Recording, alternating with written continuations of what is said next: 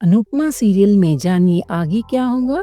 सबसे पहले हमारे चैनल सीरियल ज्ञान में तो सब्सक्राइब करना ना भूलें। आज के एपिसोड की शुरुआत में अनुपमा जय हिंद के नारे लगाती है, तभी मनोहर जी, बाबूजी व जिग्नेश मामा उसके साथ नारे लगाते हैं। अनुपमा बाबूजी से कहती है, बाबूजी मैं जरा मोहल्ले के फ्लैग होस्टिंग में जाके आती हूँ। बाबूजी कहते हैं, हाँ हाँ बेटा जा।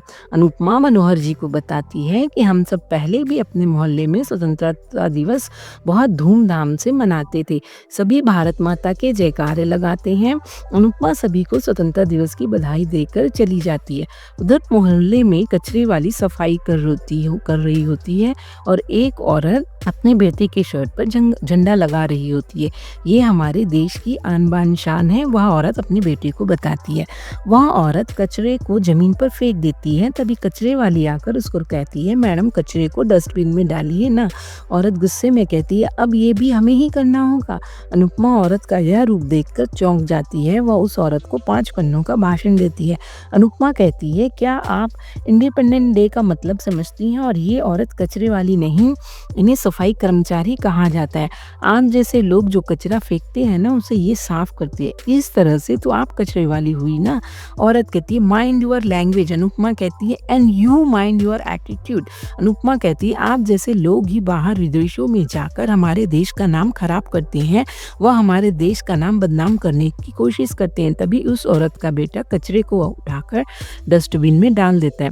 अनुपमा उसकी तारीफ करती है। बच्चे अनुपमा को झंडा लगाते हैं और उसे सैल्यूट करते हैं। अनुपमा खुश होकर जय हिंद के नारे लगाती है। वह भारत माता की जय कहती है। बैकग्राउंड में वंदे मातरम म्यूजिक बजता रहता है। तो दोस्तों, मेकर्स यहाँ पर यह ट्विस्ट दिखाने की कोशिश कर रहे हैं कि अनुपमा ने अपनी बेटी राही को बहुत ही बार समझाया। वह समझाने की कोशिश की कि वह गलत नहीं थी, सारी गलती वक्त की थी, लेकिन जो राही कोठारी उस अड़ियल को कुछ समझ ही नहीं आता। तो अब अनुपमा राही को उसके हाल पर छोड़कर आगे बढ़ निकली है, जहाँ पर नई दुनिया उसका स्वागत व सैल्यूट कर रही है। अब आपको यह देखने को मिलेगा कि अनुपमा जो पहले बेबली बेबली कहते नहीं थकती थी, वह हर कदम पर राही कोठारी को जवाब देती हुई दिखाई जाएगी। अर्थात अनुपमा में अब राही को उसके हाल पर छोड़ दिया है कि तुझे जो करना है ना, तू अब वह कर। इधर कोठारी हाउस में राही, परी व माही बैठकर ड्रेस का काम कर रहे होते हैं। तभी परी के फ़ोन पर राखी की पिक्चर्स आती हैं। तीनों खुश होते हुए फ़ोटो देखती हैं। वह आपस में बात करती हैं कि राखी में कितना मज़ा आया था ना। परी कहती है, मेरा मन कर रहा है कि मैं अभी वहाँ चली जाऊँ। माही कहती है, नहीं नहीं परी, ऐसा सोचना भी मत, मोटी बा व माँ बा बहुत गुस्सा करेंगी। राही अनुपमा की डांस वानीस के साथ फ़ोटो देखती है और उसे जलन होती है। इधर अनुपमा हल्दी के फंक्शन की तैयारी करती है। तभी भारती आकर कहती है, हल्दी में माँ के आंसू मिल गए और हल्दी और शुभ हो गई है। अनुपमा पुराने दिन व समर को याद करके बहुत रोती है।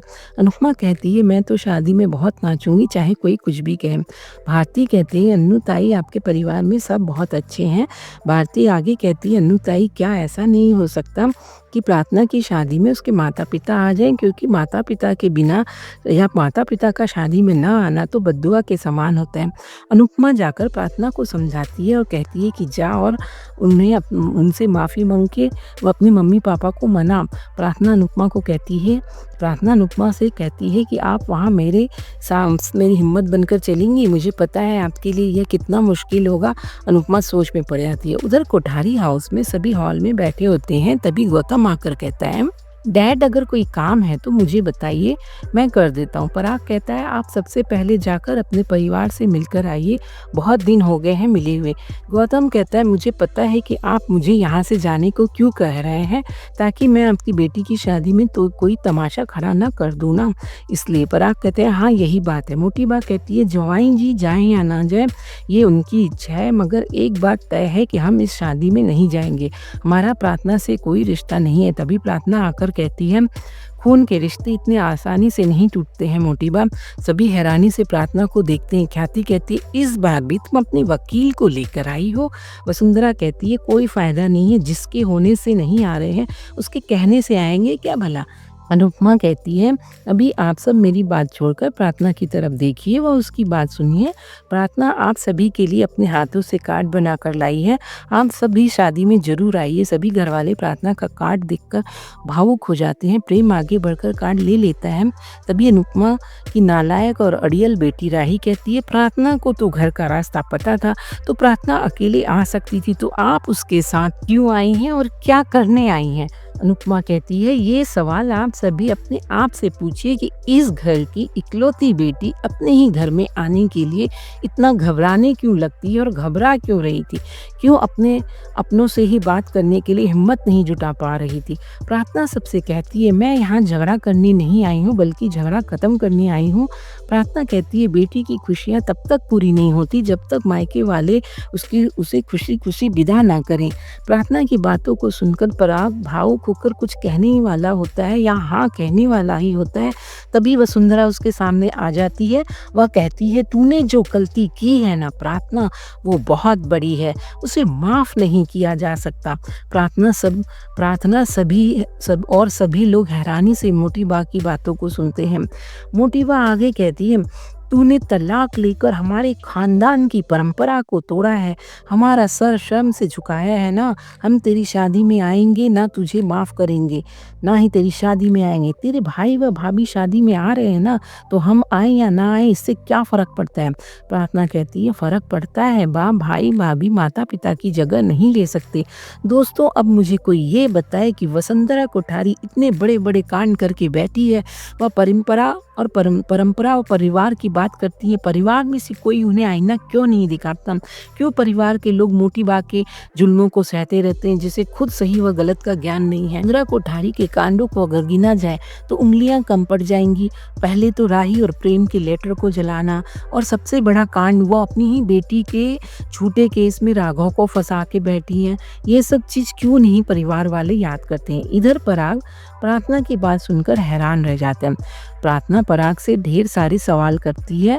तभी ख्याति कहती है, प्रार्थना अब इन सब बातों का कोई मतलब नहीं है। प्रार्थना कहती है, माँ आपने मुझे मेरी सगी माँ से ज़्यादा प्यार दिया है।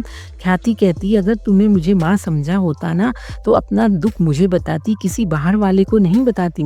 प्रार्थना कहती है, कोशिश की थी मैंने, आप लोगों ने मुझ पर भरोसा ही नहीं किया। प्रार्थना आगे कहती है, अगर मैंने घर छोड़कर गलती की थी तो आप मेरे पास आती, या कोई भी मेरे पास आता और मेरे कान पकड़ कर मुझे घर ले आता और कहता सब कुछ मैं ठीक कर दूंगी, लेकिन कोई मेरे पास नहीं आया। अनुपमा सभी को बहुत समझाने की कोशिश करती है। सभी परिवार वाले अनुपमा की बातों को सिर नीचा करके सुनते हैं और यहीं पर आज का एपिसोड खत्म हो जाता है। कल के एपिसोड में दिखाया जाएगा कि वसुंधरा कहती है, लड़कियों को तब तक आज़ादी नहीं मिलेगी जब तक आप जैसी औरतें उनके साथ है। और मोटी बा अनुपमा के पुराने दिनों के पुरानी बातों को याद करके उसे बहुत भला बुरा कहती है। अनुपमा कहती है, कम से कम मैंने हार तो नहीं मानी ना। और दोस्तों, आज का एपिसोड यहाँ पर पूरी तरीके से ख़त्म हो जाता है।